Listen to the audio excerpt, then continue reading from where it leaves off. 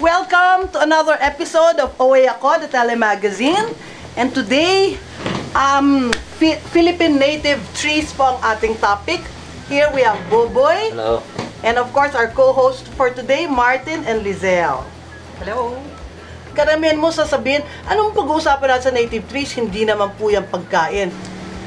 Yun po ang hindi siguro alam ng iba, pero ang totoo niyan, ang mga native trees natin ay may mga medicinal at saka pwede rin po silang kainin. Ako kasi nung una ko nadinig native trees, iniisip ko wood, parang kahoy lang. Hindi, not necessarily. Basta't native sa Pilipinas. Native sa Pilipinas. Native trees is composed of forest trees and fruit-bearing trees. Bukod doon, sabi mo nga kanina, yung mga nitrogen fixing sila. So, maski na hindi sila nagbibigay ng pagkain, tumutulong sila sa environment, ano? Apo.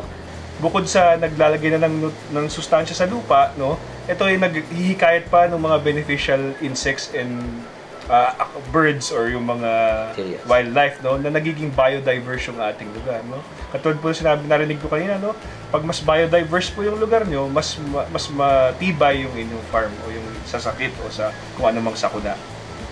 So kung magre-reforest ka, ang gagamitin mo ay hindi native na puno dun sa lugar, maaaring may maging epekto to dun sa ecosystem at makasira pa lalo dun sa mga pagkain natin tatanim.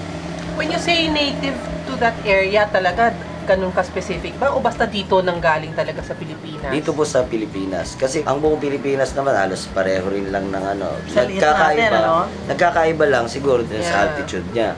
Katulad ng mangga na hindi pwedeng itanim sa mga matataas na lugar dahil napapagpag ng hangin, hindi makakapag-produce ng maayos. Na dapat sa mababang lugar lang. Meron din naman mga puno na talagang dapat nasa high altitude or meron nangangailangan ng malapit sa dagat dahil kailangan niya ng salt. Paano naman kung halimbawa tulad mo, nabanggit mo kanina, nakapagtanim ka na rin dati ng mahogany? Ako din, parang meron din yata ako mga nalagay sa bukid namin na mahogany. Ang problema sa mahogany, hindi natin siya native at ang kanyang natural environment ay sanay siya na kahit na hindi masustansya ang lupa or acidic ang lupa.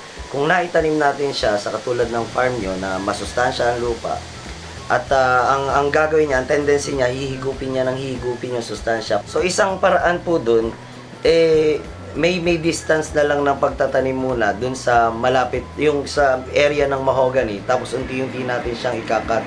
Pero unti-unti rin natin siyang nire-reforest na parang pagdadayat na hindi pwedeng biglaan. Marami na rin tayo mga nakikita mga reforestation program. Pero parang yung iba yata hindi na susustain. Yung mga tree planting activities na nangyayari, kadalasan kasi ang ginagawa ay pumupunta tayo dun sa mga bundok na medyo hindi na talaga maaalagaan din. Ang nangyayari, magtatanim pero pababayaan na, so walang sustainability. Pag may lumalapit sa amin na gustong mag-tree planting, mas sinasuggest namin ngayon na magtanim sila dun sa mga areas na meron talagang nagmamay-ari ng lupa at interesadong alagaan yung mga halaman na itatanim. Kasi kung ang gagawin natin, pupunta tayo sa mga mountain area, tapos pulas na pulas yan. Halimbawa, puro grassland na yan ang nangyari, tinaniman natin. At yung tiyempo pa ng pagtatanim natin ay hindi rainy season. Or katulad ngayon, nag-El Nino. Yung tinanim natin na puno na pinagkahirap-hirapan nating akyatin doon sa bundok, bigla na lang mamamatay at hindi magtutuloy. Nagsayang lang tayo ng effort. Pero kung ang gagawin natin, bibigyan natin ng mas magandang information ng mga nagtatanim or yung mga activities na yan, magkakaroon muna ng orientation. Halimbawa, ano ba yung itatanim natin puno? Bakit natin itatanim to? Ano ang uses nito? At saan natin to itatanim? Hindi ba mas maganda na at hindi masasayang kung ano man yung ginastos natin sa bawat ano? Yun ba ang ginawa mo nung yung dinaanan nating highway, mga tinamnan ninyo at lumaki ng mga puno? Opo, yun po ang nangyari nan. Bali, wala sila talagang area na pagtataniman na, so sinuggest ko, doon na natin itanim, at least maalagaan, matatabasan pa yung area. So, yun pa isang ginagawa. So, kung may mag-aalaga, tatabasan yung area. Kung medyo acidic yung lupa, yung tinabas na damo dyan, di ba, nagkakaroon tayo ng forest fire dahil sa mga tinabas tapos sinisilaban. Yun naman, hindi mo na kailangan silaban. Ipunin mo dun sa mismong puno, magiging dagdag ano pa siya, sustansya, dahil pag na-compose yun, yun na yung sustansyang kakainin ng mismong puno. At the same time, may moisture siya habang hindi pa natutuyo. Kinikwento ni Buboy, yung pagtatanim dun sa kanilang lupa ngayon was by accident. Kasi po ang nangyari pala, may umorder sa kanila ng seedlings for reforestation sa ibang city, sa ibang area. So nung dinideliver na, hindi ngayon makita yung yung delivery area. So ano naman ang gagawin nila sa seedlings? Sinuggest niya, ba't di na lang natin itanim dito sa vacant natin na lupa? Ang sarap siguro ng pakiramdam, Boboy, pag nakikita mo yung ako nagtanim yan. Yung binanggit mo kanina, itong stretch na to dito sa highway, tatay ko ang nagtanim. Siguro yun ang Kasi kasing edad mo halos yun. Yung at saka hindi rin biro magpalaki ng mga puno. Yun ang nag-impress sa akin kasi ito yung mga bagay na we may not find yung immediate value, pero yung matutuwa ka dahil meron kang naiwan sa mga anak mo, no? Hindi lang yung panandalian, pero the long-term benefits mas marami pa. Paano pwede kumita ang isang farmer or isang taong gusto mag-umpisa nito? Actually, yung ginawa natin kanina, ang tawag ko doon, pamumulot ng pera. Patutubuin mo, okay, may puhunan ka na kaunti para sa plastic at saka sa lupa.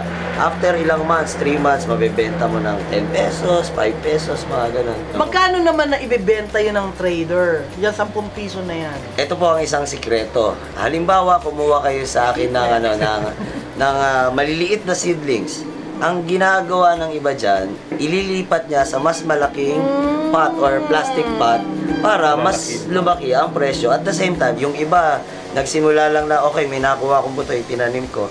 O may naghahanap ng ganito, tatanungin ko siya, may naghahanap ng ganito, meron ka bang ganyan? So, mabibili ko yun sa kanya. So, lahat nagkakatulong-tulungan. Para sa akin po, ang masasabi ko lang, ini-encourage ko sila magtanim ng native trees.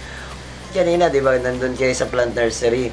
So, ang tanong ni Ate Sandy, yan bang halaman na yan, ikaw lahat na nagproduce? Ang totoo niyan, hindi naman lahat yan pwede ko i-produce Ang market kasi malaki So, marami.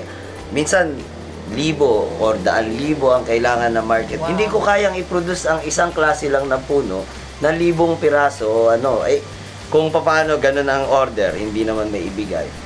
So kung marami tayo nagpro-produce or nagpro-propagate ng mga native trees at nagkaroon tayo ng communication, pwedeng anytime na may umorder doon, pwede ko ngayon tawagan or pwede nyo akong tawagan dahil meron akong gano'n. Nagkakatulungan tayo. At the same time, natutulungan natin ang environment natin. Yes. Maski po yung mga subdivisions, yung mga condominiums ngayon, di ba po boy, no? Ang kanilang mga designs, integrated na rin itong mga landscaping na environment conscious.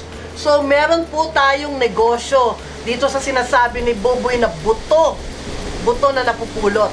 So, I hope marami po kayo natutunan sa amin ngayon sa ating mga native trees. Please join us on next week's episode of OA Ako!